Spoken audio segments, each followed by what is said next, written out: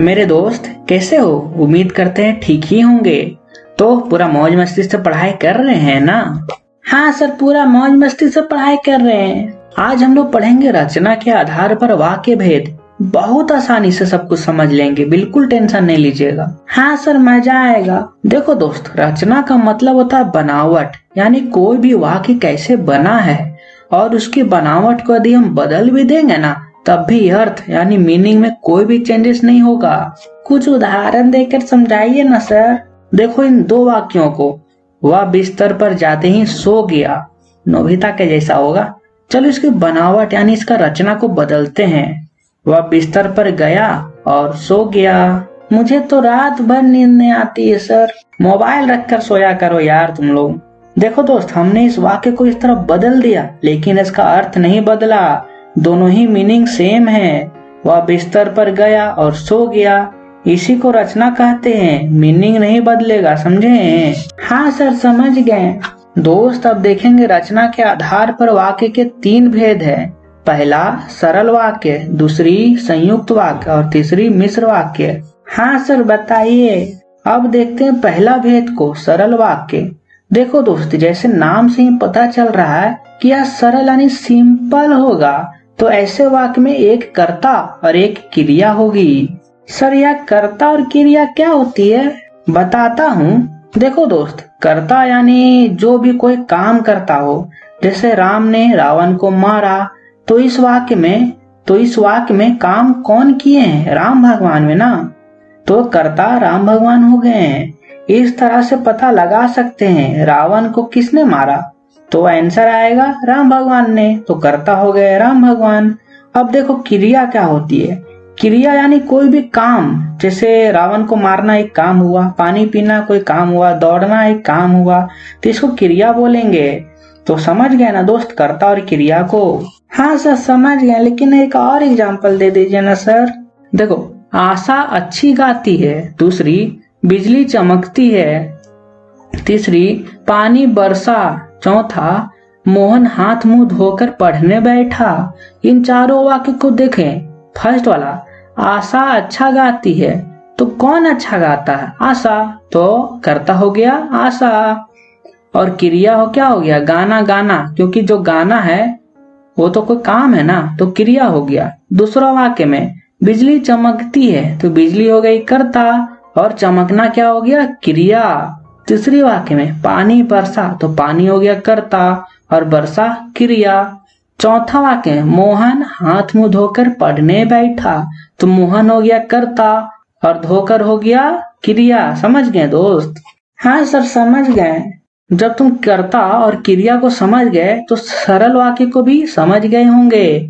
सरल वाक्य में सिर्फ कर्ता और क्रिया ही होगी। जैसे मोहन हंसकर बोला, तुम पढ़कर सो जाओ। यह सब वाक्य में सिर्फ एक ही कर्ता और एक ही क्रिया है और यह सिंपल सा सेंटेंस है। आगे हम लोग संयुक्त वाक्य और मिश्र वाक्य को भी देखेंगे, तो और भी अच्छा से समझ जाएंगे सभी को। हाँ सर, ठीक है। दोस्त, अब हम अपने दूसरे भेद यानी संयुक्त वाक्य को देखते हैं। देखो, संयुक्त वाक्य दो या दो से अधिक वाक्य को एक साथ जोड़ा जाता है और तथा, फिर, एवं या अथवा यह चिन्ह बीच में आ जाते हैं। जैसे रमेश ने काम किया और वह अपने घर चला गया। दूसरा, राहुल विद्यालय जाता है और मन लगाकर पढ़ता है। तीसरा, वह चला तो था परंतु रास्ते से लौट गया। परंतु अच्छे वाक्य लिख दिए सर आप। जैसे पहला वाक्य में दो वाक्य को और लगाकर जोड़ा गया है।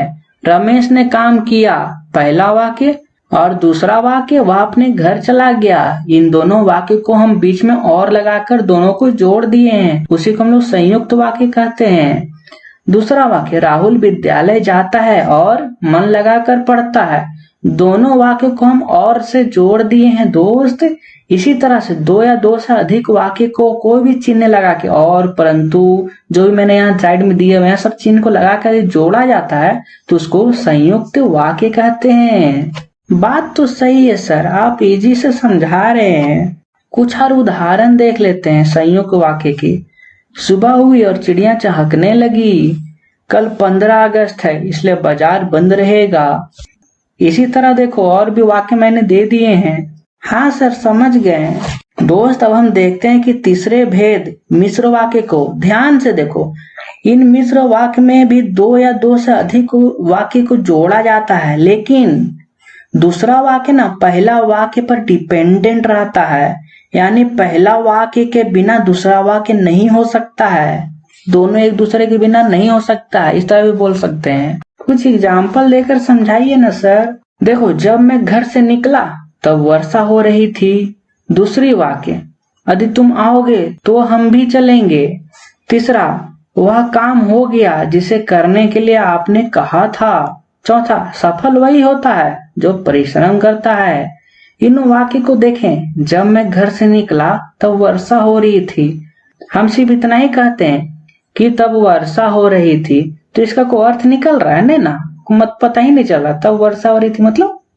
लेकिन जब पूरा वाक्य को कहेंगे कि जब मैं घर से निकला तब वर्षा हो रही थी, तो यह वाक्य समझ में आ रहा। हाँ भाई, सही बोल रहा तुम। यानी दूसरा वाक्य पहला वाक्य पर डिपेंडेंट रहता है मिश्र वाक्य में दोस्त। हाँ सर, धीरे धीरे समझ आ रहा है। दूसरा वाक्य को देखें। यदि तुम आओगे तो हम भी चलेंगे। यदि वह आदमी आएगा तभी ना वह लोग चलेंगे, तो ये लोग इन लोगों पर डिपेंडेंट है, तो यह भी मिश्र वाक्य हो गया।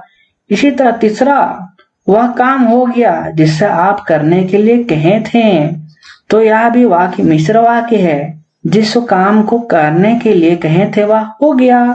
हाँ सर, समझ गया मैं। दोस्त, अब हम देखेंगे सरल वाक्य से संयुक्त वाक्य कैसे बनाते हैं और सरल वाक्य से मिश्र वाक्य कैसे बनाते हैं। हाँ सर, बताइए।